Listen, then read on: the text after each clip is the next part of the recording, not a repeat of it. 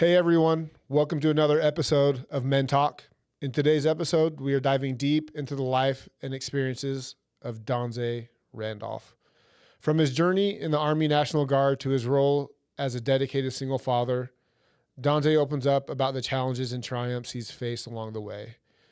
We'll be talking about everything from military training and the impact on mental health to co-parenting and the importance of family support. Get ready for a raw and honest conversation about resilience, fatherhood, and personal growth. Donze, just tell us a little bit about yourself.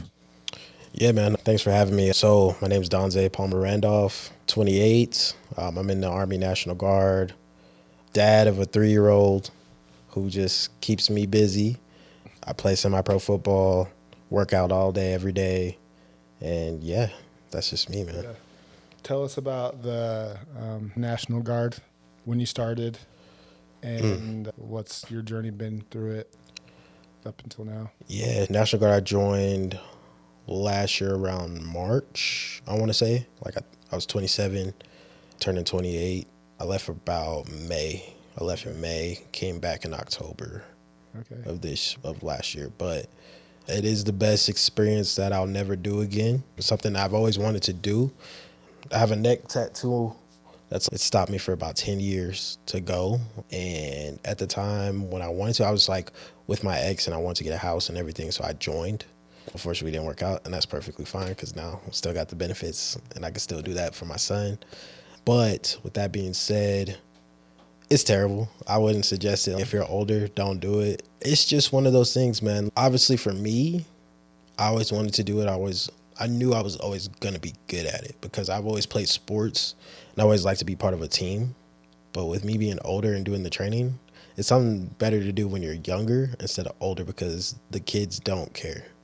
You're just going to get smoked. Smoke means you're going to do push-ups, pull-ups, you're going to run all day, every day. So you're saying there's no discipline that they have? Or Yeah, they're meant to break you down. Okay. So when we go, they're trying to make you break all your old habits.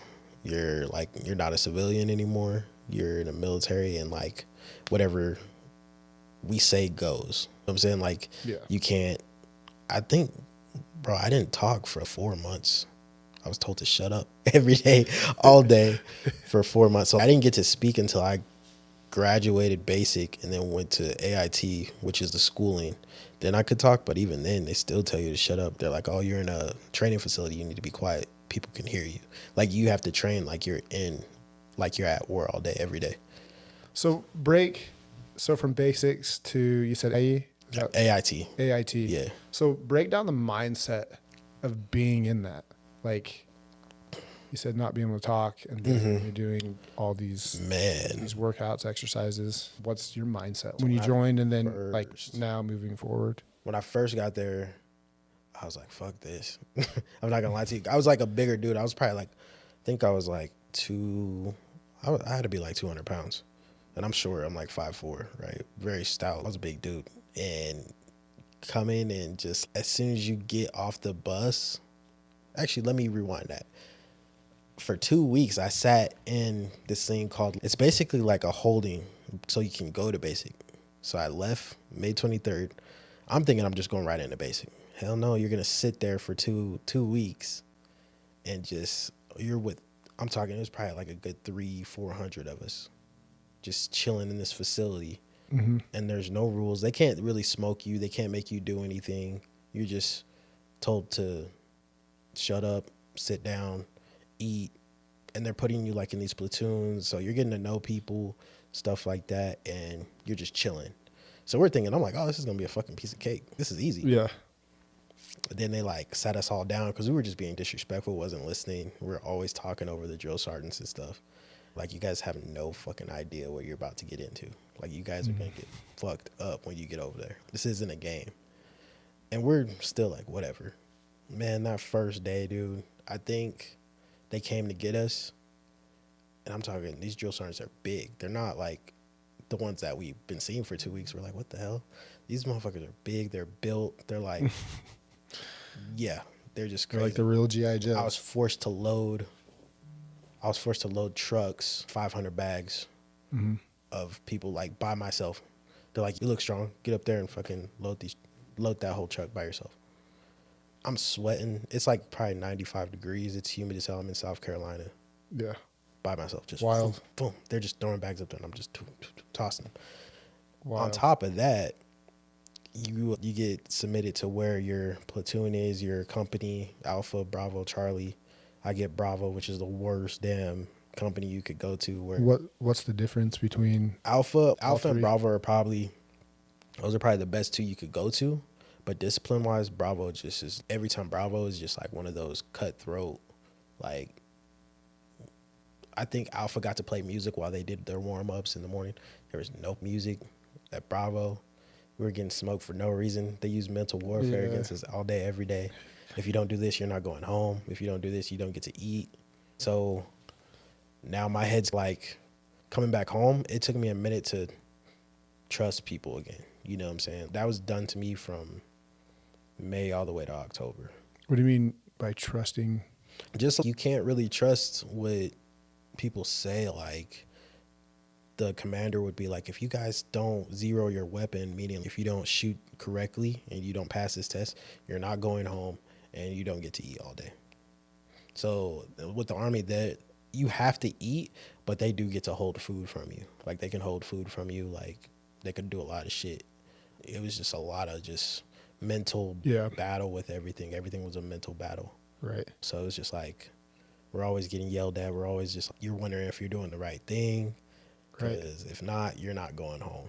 Stuff like that. So when I came home, I felt like it took me a minute to believe what anyone was saying. When you got home? Yeah, when I got home. Yeah. Like, I didn't trust what people were saying. I didn't understand, like, how certain things were going because, like, I was in that environment for so long. I felt like I was trying to relearn how to be a civilian again. So it was tough. Yeah. Real tough, man. Interesting. So when you were gone, you had a 3-year-old son, right? So being away for that long, what was that like, being away from him? Man, that itself was mental. The reality was that you left everything you had at home. Yeah, left everything. Right. To start a life for myself and do better for my family. Yeah. Just be a better person. Like, I was like, I knew it was going to do something for me. Yeah. Left, and my biggest awakening, damn, I'm really in the military, is I remember I spoke to my son and I didn't get like the full time, like phone time, because I had to go do something. Yeah. So I came back. It's normally we get 30 minutes on a Sunday, and I'm talking to my son and whatever, and I didn't get the full time, so I was upset. I'm like pissed. Yeah. And I wanted to just keep speaking to him, and I remember just sitting on the front line while we're eating. I'm crying, bawling. I'm like, I want to fucking go home. It's like, I need to get the fuck out of here. I'm just like, what did I do? Why am I here? And I'm just crying, and no one comes to comfort me. People are looking at me, and they're not picking me up. You know what I'm saying? Yeah. Damn, dude, I'm really in the military. So if anyone was crying, no one was ever going to come and, are you okay? Nothing like that. You just cry and figure it out your fucking self. That's just how it is. Yeah, so it's tough. Yeah. It's tough. That was a hard 3 months. When you're in AIT, you get your phone, so you can speak to them after school and stuff like that. You can speak to everybody on the phone, just not during school. Yeah. So. Gotcha. I can't imagine how hard that would be to be away from, like, I look at your situation and then I like look at my job. If I have to, even a week for me, if I had to be gone for work for a week, I don't think like I would do everything I could not to go. Cause that time, cause being a father, like all the time that you have is so precious. Like you can't get it back. Yeah, that was hard, man. That was really hard. Although it is like a mini, I would say it's like a mini vacation, but I did miss him a lot. Yeah, for sure. I always thought about him every single day. Yeah. When I would write letters, I'd always ask about him, everything like that. Ask for pictures of him, show everybody like, hey, it's my son, stuff like that. But at the end of the day, I'm like, okay, once I get done with this, he's going to know like his dad was in the military. And, for sure. You know what I'm saying? He got benefits for him and he did the right thing for him. Yeah. Would you, as your son grows up, would you not advise, but would you, military? Hey, like this is an option? I would, but not the Army. I'd be like, go Air Force, don't go Army. Just because Army is good and they'll teach you a lot of things. You're going to be fit. You're going to be mentally strong. Like, Yeah. you're going to be a mentally strong person. Right. No matter what. But Air Force, they just treat you better. Gotcha. Better PT, better everything. The schooling's a little bit better. They don't have to walk in formations everywhere when you go to school. Like, I think their basic training shorter than what ours was. Or they're just 7 weeks. Ours was like 3 months straight. Okay. Wow. So, wow. yeah, I would have him do Air Force. But my goal is to not have him do that at all. That's my goal. I wouldn't want him to put his life on the line that. So for sure. Yeah, I get that. Break down your necklace of him. yeah, it's just my son. Yeah. I think he was like, I want to say It's a good picture. I think he's 2.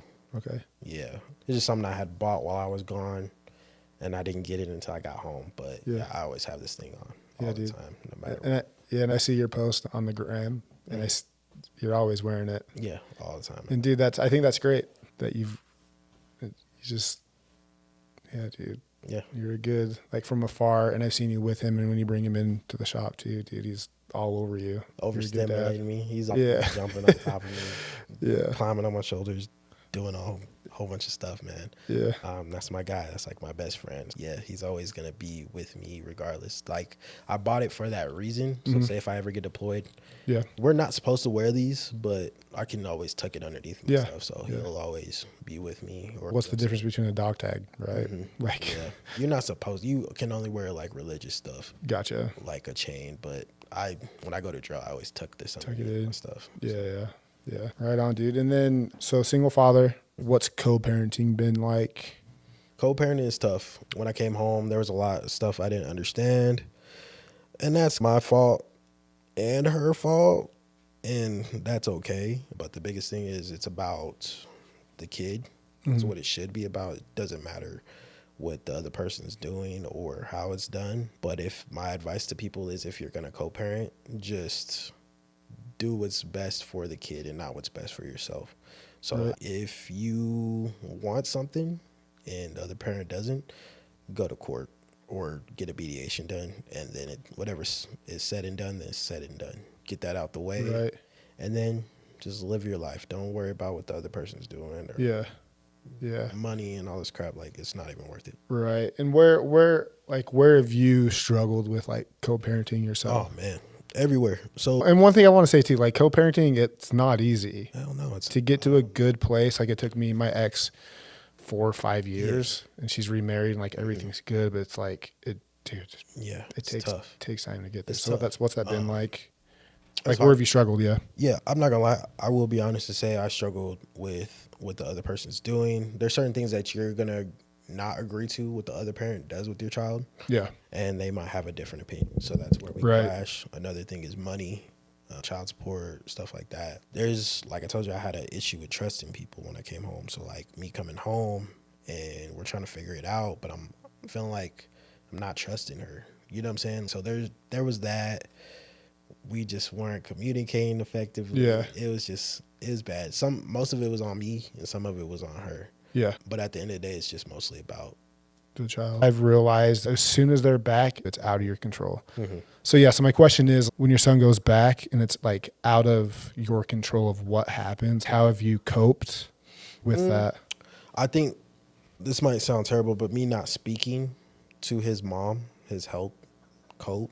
Because I'm not going to lie, when I was like reaching, hey, how's he doing, stuff like that, I would wonder what the hell's going on. You know what I'm saying? So me not speaking and doing all that, sometimes like we'll reach out, like, hey, can I see him, stuff like that. That's cool. Yeah. But for me, that's helped me cope with that. You know what I'm saying? Can I say one thing? Yeah. Dude, that's not a bad thing. Yeah. There's no perfect way. Yeah. Like saying it's a bad thing that you reached out, it's not a bad thing. I'm not saying that you care. I'm not saying that how like reaching out, but I'm saying not speaking to his mom. You know what I'm saying? Like acting like we both don't exist, like each other. You know what I'm saying? Yeah. That's terrible because the co-parenting situation, my kid sees that, obviously. Yeah. He's only 3, but when he gets older, he's going to notice that. Right. You know?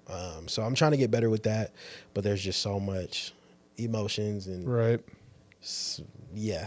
just opinions with stuff, and that's perfectly fine, man. But just coping with that, you have to let it go. That's all you can do. Everything's not in your control. And as terrible as it sounds, you can always have another kid. with the right person and live your life the way you want to. And Yeah. that situation should teach you how to move on, find a better, Be in a better situation. And it's no disrespect to her at all. no it's just, disrespect. Yeah, I wish I'm sure she might even say the same thing. Yeah, You would know more yeah, than me. yeah. Yeah. Next thing too, let's just talk about you. So growing up, what was like your childhood like? So I grew up in Kansas City, Missouri. Okay. So yes, I am a Chiefs fan. And Taylor Swift fan. Nah. So I grew up in Kansas City. Kansas City is way different from what it used to be. Like where I lived at, it was bad. Some people Like might say St. Louis, where at? No, not St. Louis. So like Kansas City and St. Louis are like, I want to say 5 hours away from each other. Okay. So it wasn't as bad as like East St. Louis, how everybody like views that. But Kansas City was just more like, I remember going to sleep and, the helicopters flying over, or like hearing gunshots at night, or like I wasn't allowed to walk to school. You know what I'm saying? Seeing people fight all the time. There were certain parts where I couldn't walk. My mom wouldn't let me go to the gas station. I couldn't walk over there. How old were you at this point? I had to be like, man, I was there from when I was born to about like 12, 13. Okay. Obviously, there was a lot going on. My mom just was like, hey, she talked to my dad and was like, hey, he probably should move. Because I was spiraling. I started getting into like little things. I was obsessed with like, I'm not gonna lie, I was obsessed with gangbanging and stuff, like at an early age. Yeah. Like I wanted to, for some reason, I just was a little crazy. I was a different kid. I just wanted to be tough all the time. Yeah. Like, I was smaller than all the other kids. I would always try to prove myself and stuff like that. And my mom just noticed, and she was like, I think he needs to move with you because I don't know how much longer I can control him. So I moved here when I was about 13. I think the first day I moved here, I had a sleepover. Okay. Never had a sleepover just at someone's house before. That wasn't like... It wasn't a thing then? Or? No. My mom just was so skeptical. I would have sleepovers with like cousins and stuff, but it wasn't like a everyday thing. So being here, I think the first day I was here, I got to go to the gas station. My dad's like, yeah, just go to the gas station. I'm like, wait, what the hell you mean just go to the gas station? Are you sure? Like, yeah, just go. So would do that, and then I was riding my bike outside, and no one's telling me I can't go anywhere. It was different. It was way different. But let's take a step back in your earlier years. So you mentioned you were limited in what you could do. How did you and your family just navigate all that? It wasn't. I had a good support system. I had a lot. So like, I played sports. I didn't play football because my mom just thought I was gonna get hurt. I played baseball for a minute, but I ended up quitting that. I was a big quitter. Like when I was a kid, I had a bad attitude. Didn't really, if I didn't get my way, I just like, fuck this shit, and just quit. Like, that was a big thing for me and that followed me into my older years too. That followed me. Yeah. But having a good foundation, like luckily my dad's family, he didn't live here. He lived in Utah. But having his family come and support me and go pick me up, and like they would take me fishing, they would go take me to go do stuff. And so would my mom's family too. They would, like a lot of uncles and grandpa's cousins, stuff like that. They pick me up and I go do something with them, go downtown or go to the Westport and go to restaurants or go to the farm market, little stuff like that helped out a lot. Sounds like your family was like really family oriented and did things a lot together. My dad's side, yes. My mom's side, they were until my great grandma passed away. It's a little dysfunctional now. Unfortunately, that's how deaths work sometimes. Like the older person in the family who keeps everybody together passed away, it just falls apart. That's how it goes. But yeah, man, we're big on family. I'm like the only boy though. The only boy. So like on my mom's side, if we're doing a family gathering, it's not many guys. It's just me and tons of girls. So yeah, but yeah, I have a good support system. Very loved. I got lucky with that. So yeah, that's what helped me when I like just being limited with everything. Gotcha. Right on. And then moving out here, Utah, it's different, man. There's different. I had to get used to the diversity. Yeah. Yeah. At my school, it was like all black. I think we had one white kid at my school, and I was like here or in Missouri. Yeah, in Missouri, there's one white kid. I was gonna say here. That doesn't exist. So that doesn't exist. There was no white kids in the neighborhood. It was just a lot of black people. So moving here, and I'm like, dang, I'm like the only black kid. Like this is different. The only, So I had to learn. They changed the way I spoke and everything. Like how the accent was gone within a year. The way I would speak to people, the way I would conduct myself was just changed instantly. Like For sure. all my teachers were like, no, you should say it like this, or they would correct me on everything. So it was just a different change. Yeah. Man. How were you receptive when that would happen? Yeah, I was big on school as a kid. I liked school. Okay. I was a class clown, but I was just really big on school. I always wanted to be the best or compete. So I was always like, anytime they would do that. But just with coming here, it taught me a lot, but it took a minute for me to adapt. It didn't help that on my mom's side, I'm the only child coming here. Gotcha. I have 2 siblings. Okay. So I have to learn. I'm not good with sharing. I'm the oldest. The oldest child's never good with sharing. I don't know. So I'm not good with sharing. I don't like to be around people. I'm very different. I'm not a very like affectionate person. I'm Gotcha. not, you know what I'm saying? So I don't really like to be around people. I don't deal with people. And Yeah. till this day, I'm still like, no, I'll stay home. If everybody invites me, I'm like, yeah, no. Yeah. You know Yeah. what I'm saying? Unless I'm going to the gym or something. Yeah. I don't go to clubs. I don't do anything like that. I just stay to myself. Yeah. So how'd you navigate coming to Utah? Because I grew up here all my life. Like you growing up in Missouri, being around a ton of black people coming here, like me living here all my life, that's all I knew. So like, how did you adjust coming here with everyone around you being? I would say sports. Did you fit in? Yeah, I fit in real good. It was just little things that you got to get over. Oh, shoot. My bad. Some of the kids I'm different from them. That was one thing. There was racial comments all the time. Yeah. I grew up in Magna, West Valley on the border. That's redneck city out there. Like a lot of trucks, Confederate flags, stuff like that. They're going to say the N-word. And it's not that with the A, it's with the R. Hard R, yeah. And they just think that's normal. You know what I'm saying? So like I would have to teach certain people. But me being on the football team, playing sports, I think that helped me get to know a lot of people and just get my confidence back up with people. Now I don't think the same way I used to think, because I'm not gonna lie, man. Like when you're in those type of environments, culturally it's a little different and you're taught differently. Like my mom would be like, hey, like you don't do that. That's what white people would do or something like that. My dad, my little brother's mixed, and so is his wife. So it's like, you can't speak like that to people because you're going to offend someone. Like my dad would have to teach me, like, dude, you can't be talking like that. You know what I'm saying? I would tell my sibling, nah, man, that's kind of white. Like, why would you do that? You know what I'm saying? Because that's how I was raised. But being in a mixed family now and going to school, white kids, like I just learned, okay, you shouldn't say this. You shouldn't speak like that. Don't look at color like that. Everybody's equal. Don't even bring up race. But on the other end, some people would do it, and you just got to turn the other cheek. You can't fight everybody who says something. Yeah. That pisses. What was that like? That was hard, man. Because going from Missouri to here, and I've ran in the same situation where I've literally had to handle it. Like there was like no other. Yeah, I would just ignore it because I got to a point where my dad was like, dude, you're gonna be an adult soon, and you can't just fight everybody all the time just because they said something you don't like. Yeah. So instead of like at first, like when I would get in a fight, it was just like, oh, you're not grounded, you're good.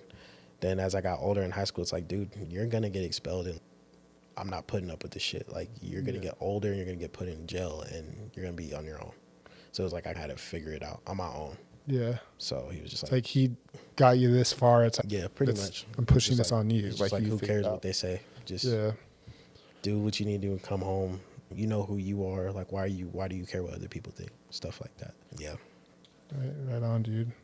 So let's talk a little bit about mental health. What would you say, even then, like looking back, even as a younger kid, like how would you say, what was your mindset then versus like now and the struggling? When I was a kid, man, I think I was delusional.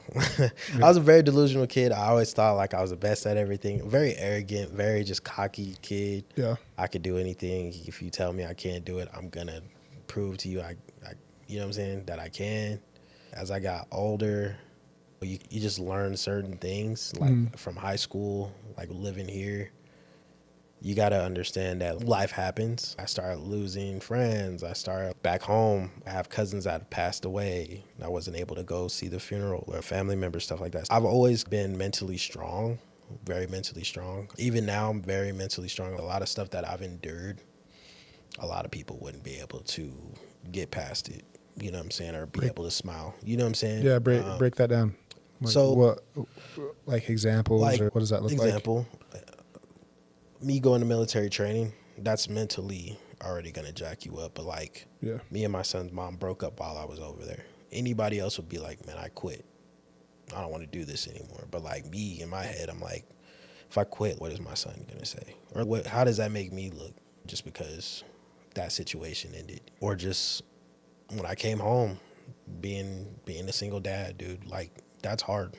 That's hard. I know being a single mom and stuff is hard too, but being a single dad that's tough, and one that's active. Because a lot of dudes don't take care of their kid. That's like a big thing where I'm not gonna lie to you, I thought about it like, man, I could just move different states and just start over. But you want to break the cycle. Like my dad, not saying he didn't take care of me, but he left to Utah, and I didn't see him for a long time. So I was like 10 or 13.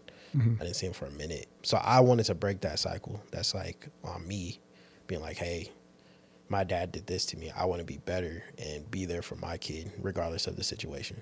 And that's mentally hard. It's hard. Yeah. It's not easy. It's not. Every day is something different. Being patient with him is very hard because I'm a man and I don't show emotion. So like my son's very emotional.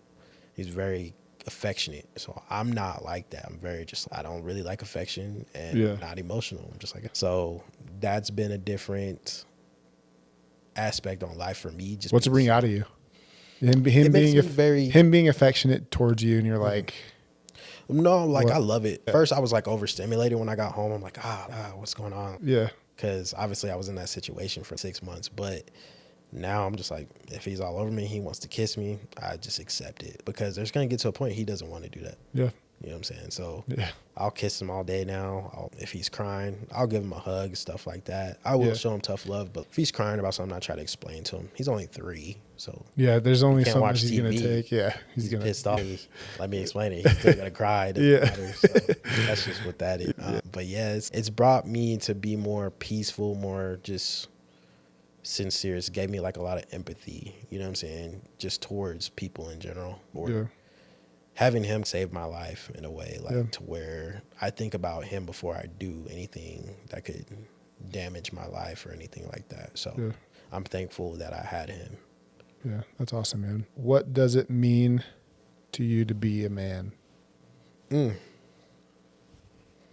That's a good question. To be a man is to take care of your responsibilities no matter what. Just get the job done. That's what it is. Take care of your family, take care of your just people in general, and do what you say, basically. If you say you're going to do something, you do it. You always, you know what I'm saying? You're always going to get the job done no matter what. Yeah. That's pretty much what that is for me. Some people think like being a man is just being like all macho all the time, being tough. But I think just taking care of your family, taking care of your responsibilities, being the example for your kids, and just trying to be a good person. I think that's the definition of a man. And that's one thing that I talked about with Greg on the other episode, is just a lot of men out there just building a skeleton, a shell of themselves, and they're just not taking their inner self and like trying to figure that out. Like, what is going on with me? What's going on with me, and what am I giving to others?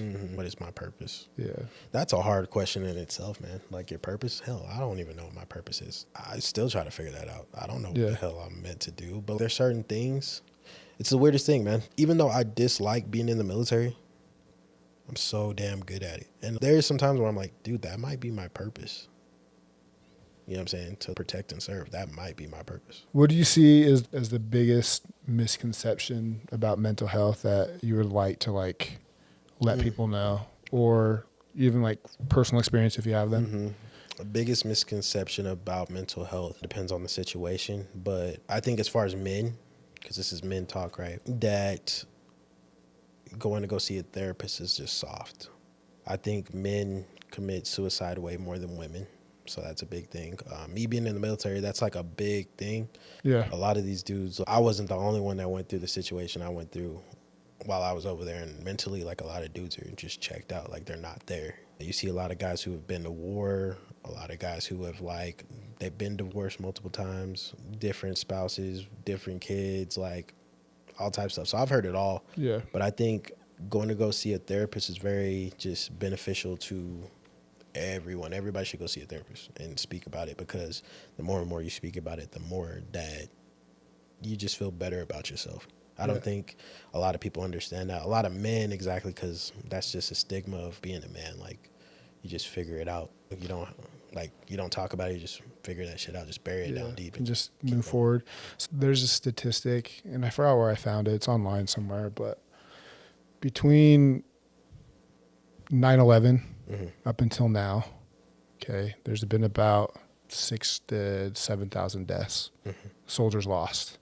So it's 2024. Between 9/11 till 2024, there's been about 30,000 soldiers that committed suicide. So my biggest thing is, it's like, at this point, who's the real enemy? Right? There's so much that's within men right now that just needs to be talked about. That's where it's you got to have a good support system. Like I said, a lot of these men, they go over there, and unfortunately, Could you check that? Sorry? Could you check that? What do you mean? That statistic? Yeah. I'm pretty sure or it could be more. Yeah, it might be more, but you got to think about, a lot of these men go overseas or anything, and they're leaving their wives home, and sometimes you're coming back, and that situation's not there anymore. You know what I'm saying? So that can cause a person to go left, unfortunately. Right. And that's where you have to have a good support system. You got to talk to somebody. You have to do the mental things, or else you're going to be in a bad spot. That's like a big thing. Like for me, I'm not going to lie, when I came home, I was like jacking myself up for a minute. I'm like, I'm going to prove everybody wrong. I'm going to do this. I'm going to do that. Doing everything but going to therapy. And what are some of the things there's the talk therapy, but like other mental things that kind of get you at your baseline where everything's okay, other than seeing a therapist? What would that be? Church is a big thing. Let's talk about that. That helped. I started going back to church, like, I want to say January. I started going in January, and that was a big help. Just hearing the word. I'm not like the biggest religious person. I'm not going to sit up here and be like, oh yeah, I like know this chapter, this and this, Corinthians. I don't know the scriptures like I should, and I should read. But me personally, I don't like reading. I think it's boring. It's just But I love to hear the word. I'm big on praying and just having faith, because when in the military, they teach you that anyway. So I was going while I was there in basic and stuff, that on Sundays are like, hey, I think you guys should get out, just to get out of the facility, go to church, you know what I'm saying, mingle, listen to the word. It's going to keep you motivated. And that's what it does. It keeps me motivated and just moving forward. Do you have a favorite like verse at all? Psalms 23. It's such a crazy statistic. It's a real thing. Not only with that, man, you have a lot of kids. A lot of these kids are like coming from bad places. I just had somebody pass away just recently. He's 21 years old, had 2 kids, passed away. He's at the club, ends up getting shot. And out of everyone who in the shootout or whatever happened, he's the only one that didn't make it. You know what I'm saying? Those things happen, and it's like, when you're young and you have money, and you know what I'm saying, it's nice to have somebody, that foundation to keep you grounded.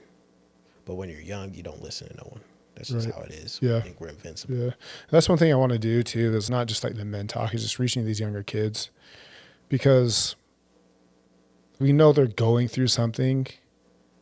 We know they're going through something. If we can just catch it when they're younger, like, they're going to be far off better than anyone that's like our age, I feel like. You know, when it was in Harriman, I was invited to one of the middle schools, and, you know, invited to lunch. We went out and passed out candy, and just sitting with these kids, the first thing I would ask them, I was like, what do you love about yourself?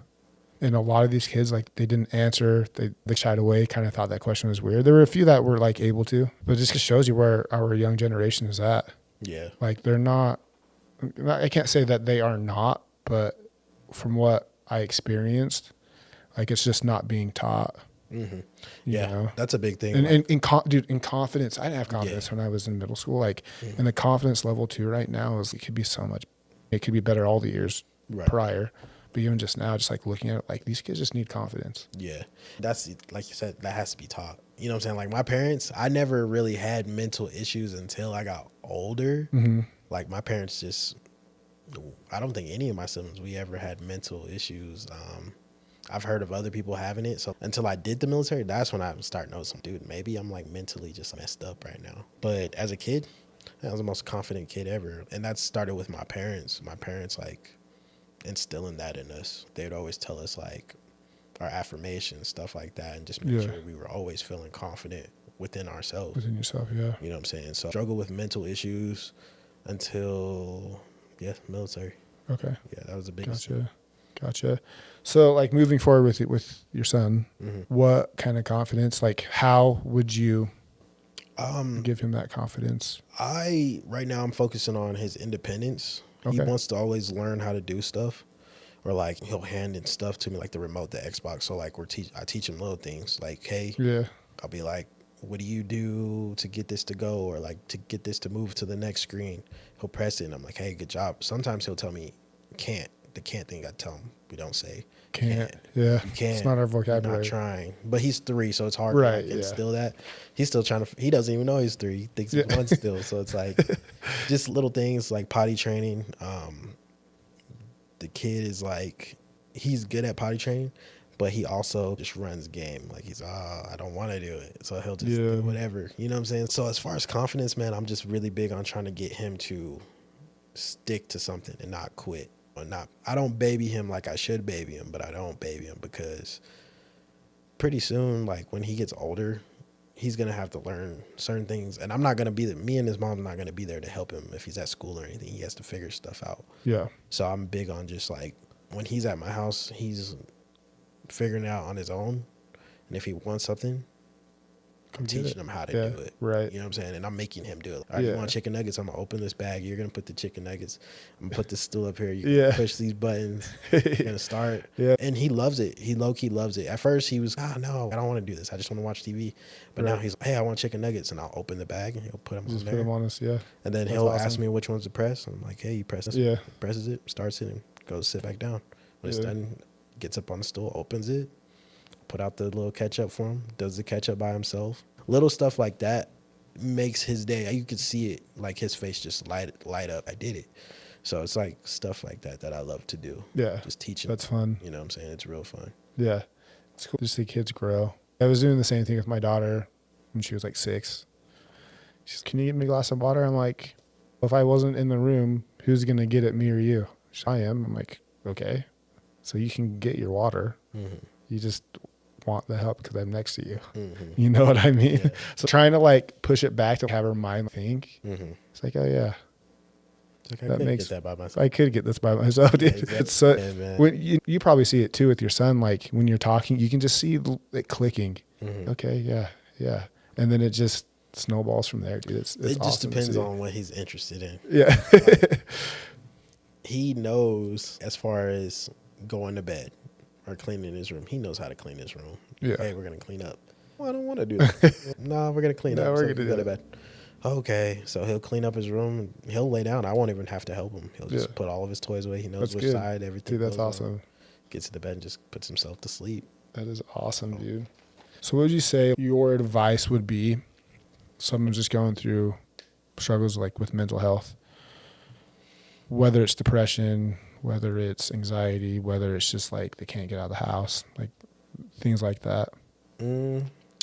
Biggest thing is before you go see a therapist, you need to sit in the emotions and bask in it. You need to feel it. A lot of people try to numb themselves. Yeah. It's a big thing. Like you're going to smoke, you're going to drink, you're going to talk to girls, dudes, whatever. Yeah. And you're going to try to numb it. It's still going to be there. So you need to sit with that pain or whatever you're going through. You need to sit with it for a minute. Yeah. And just understand that I need to get the hell up.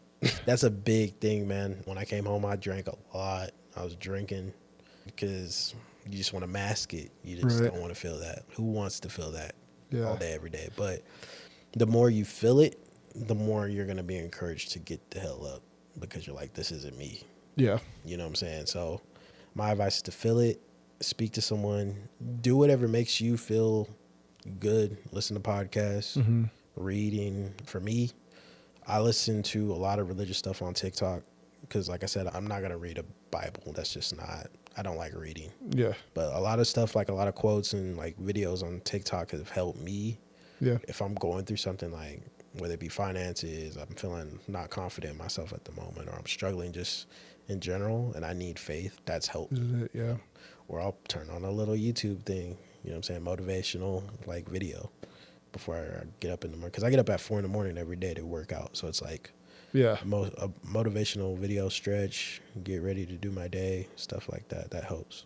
So let's do the opposite. Okay. Let's say you're in a position that all that's happening. Anxiety, depression, can't get out of the house. Like, you just in a place you don't know what to do. Like, what would Donze need in that moment? In that moment, I tend to isolate. I'll isolate. So anything, if I'm feeling that way, it's for a reason. It's something going on that I'm like, I need to better myself. Yeah. And I'll literally isolate myself. Some people can do that. Some people, this is why I say I'm very mentally strong, because some people need help with stuff. And there's nothing wrong with that. Me, I'm very big on, I got this shit by myself. That's just me. If I'm in a dark place, I'm going to climb out. It might take a minute. I'm going to climb out and I'm going to defeat it. That's how my thought process is. Gotcha. So for me, bask in it, do little things, win like little victories. I'm saying if I'm depressed, whatever's around me, the house is going to be fucked up. The house, there's going to be clothes everywhere. There's going to be dishes. That's just how I get. I get lazy. Yeah. Cleaning the house, doing laundry. Like, and in my head, I'm like, okay, I got this done. And it can build your confidence. Like, okay, the house is starting to look better, because whatever environment you're in and it looks cluttered, that's just how you're feeling. That's not because you're just messy. It's just how you're feeling. That's why your environment looks like that. So cleaning that up first is a big thing for me. Going to the gym, like working on your body, eating healthy, stuff like that. That's what I need. Okay, got you. Would you want someone to do something for you? Actually, let me rephrase this question. And because I always, in my thought process is when I'm struggling something, I always do something to try and get attention. It's probably not the right way. I don't lash out. I don't do any of it. Right. So what would you say? What you do? I'm very different, man. Like, I'm not gonna lie, man. Like, I, for example, I will either send a text.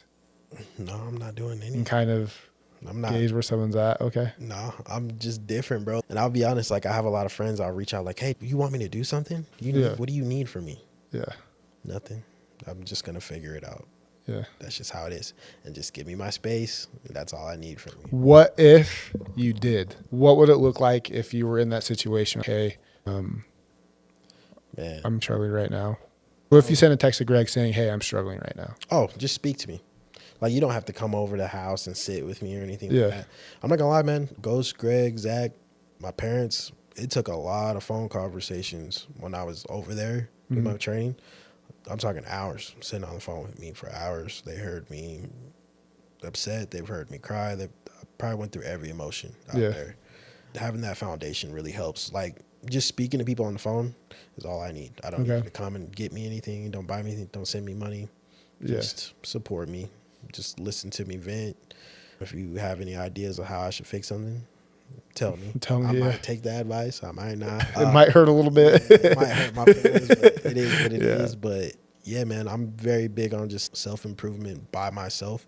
But I do love, like, me and Greg talk every single day. I talk to him. We'll talk for 2 hours if we could. Yeah. Because we've been through the same situation. So he understands me and I understand him. So we're very big on that, just speaking to each other, like calling, hey, how are you today? What's going on? Do you need anything? You know what I'm saying? And it's always the same for both of us. No, I'm good. I'm just trying to call just to hear you out, see what you're on. How's everything going? How's the kids and stuff like that? It's good. You had a good circle around you. That's awesome, man. Yep. I was going to have a closing question, but I think I may have asked it. I might have one for you. Yeah, ask me. All right. So you have $3 million, right? That you could take for yourself, or you could turn that down. Okay.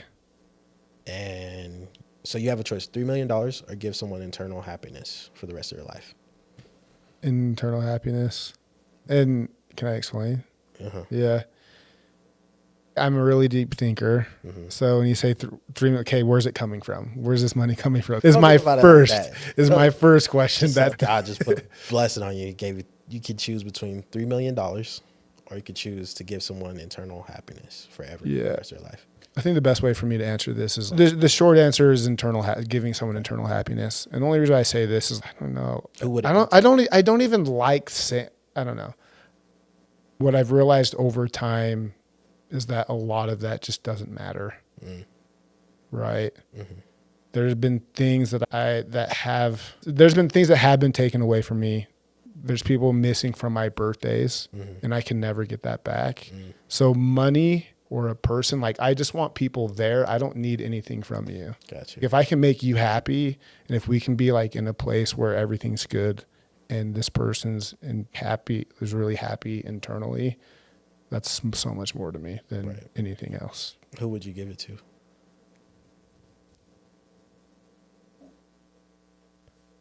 I don't have an answer for you.